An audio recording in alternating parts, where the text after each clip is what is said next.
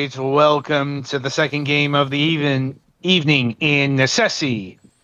Build, quest, and conquer across an infinite procedurally generated world. Play alone or with friends as you establish a settlement and explore deep dungeons. Fight monsters and bosses, mine rare ores, craft magical equipment, recruit specialists for your colony, and more. Right, so this game was assigned to Petty for review, so over to him for the details. All right. If you want a very skinny pitch of what this game is, imagine if Stardew Valley, Terraria, and Minecraft all had a baby. If that sounds appealing to you, then it's available on Steam. Go have a good time. But yeah, this is a over the top down crafty like game where you survive. There are some quests, but honestly, I don't know. Like, the first quest they give you, I'm not sure where I'm supposed to go because they didn't give me some sort of marker. And if the quest NPC gave me any direction, I missed it. So I don't know if that's on me or if this game is, not giving me all the information I need. Um, as far as the general lowdown goes, you have your various crafting tools. You have an axe, which you can use to chop down trees and various wood things. You have a pickaxe, used to destroy rocks and mine ore. You can make torches to light your way, and if you're just holding the torch item, it does give off some light, but it gives off more when you put it down, kind of like what a lot of Minecraft mods do. And you also have a sword. There are other weapons and things you can make. You can go full on farmer. You can go and do like animal husbandry and stuff like that. Um there are NPCs that you can get to join your village.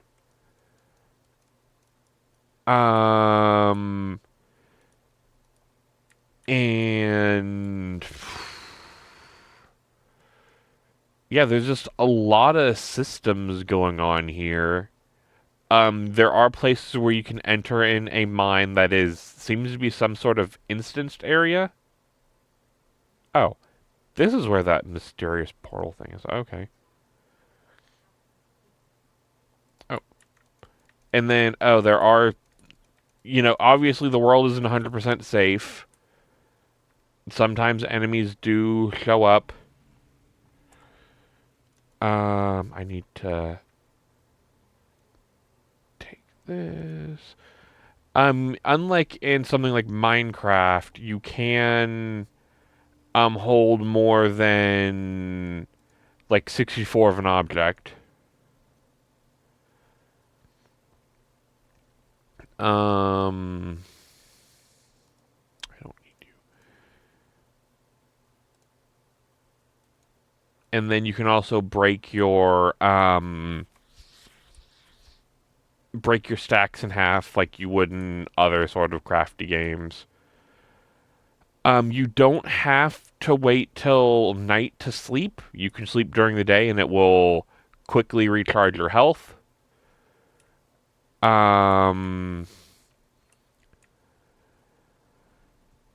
I don't know if there's any sort of like beacons or quick ways to find your way home. Like, you do automatically have a map, and like you can get some things that will show you places, but I don't know where you just kind of have to guesstimate where your village was, but obviously as you widen this out, it's going to get a lot harder to find your village, and I don't know if there's a built-in means to make points on your map.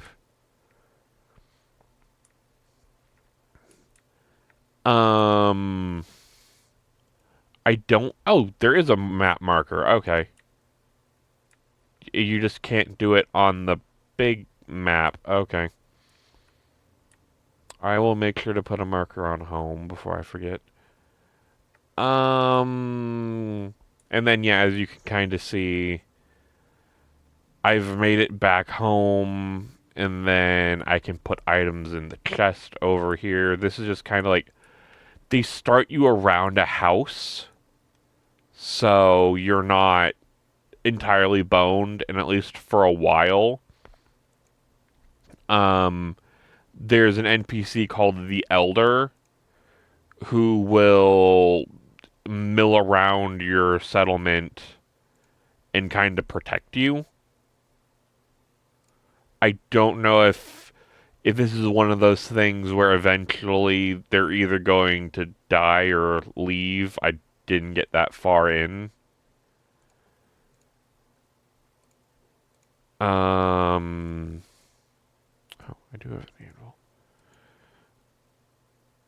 And then there is a multitude of equipment options. It looks like your equipment reflects on your player model, and I don't think there's any sort of like transmog or outward equipment visual modification, at least currently, unless that's something that is unlocked later. Um,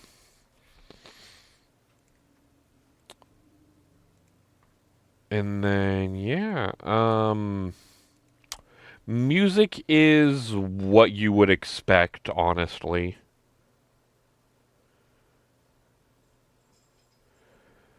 Um, and let me see if I can get this to work. Calls of mysterious. Um, that's how that works.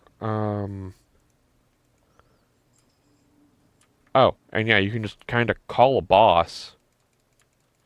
At night, obviously, you get swarmed by various enemies because it's night in a survival game, and I think I bit off more than I can chew. Because this thing has 3,000 HP, and I just have a copper sword. Yeah, that sounds like a recipe for murder. Yeah, and I died. So yeah, and then there's a point where you can just respawn. Oh, I don't think I get my item back. That's not good. But yeah, that's kind of what we're looking at here, and then you can just, re-grab your stuff. There is a little mini dungeon over here where you can go dig in the mines. As they say, the children are called to the mines. And yeah, there's ore down here. There's, rocks and what have you. There is something called smart mining mode if you're on a controller. So, like, it will auto point you to where you want to, to the closest mining thing, which is nice. I haven't messed with how deep the crafting goes, if at all. So yeah, I can't really play on that. And just looking at on like the Steam page, it looks like it has a combat focus like Terraria does. So if you're interested in that, this could be something up your alley. What are we looking at price wise? Let me see. Um, 14.99. This does have it wants to be played in multiplayer, so I guess multiply that by your friend group who'd be willing to play this, and then decide if that's kind of worth it for you. You know, it does have built-in hosting at least. I think that's it from me. All right, then. So that'll about do it for Necesse here. Be sure to tune in after the break as the Golics and Petty Fan review Digimon Storytime Stranger.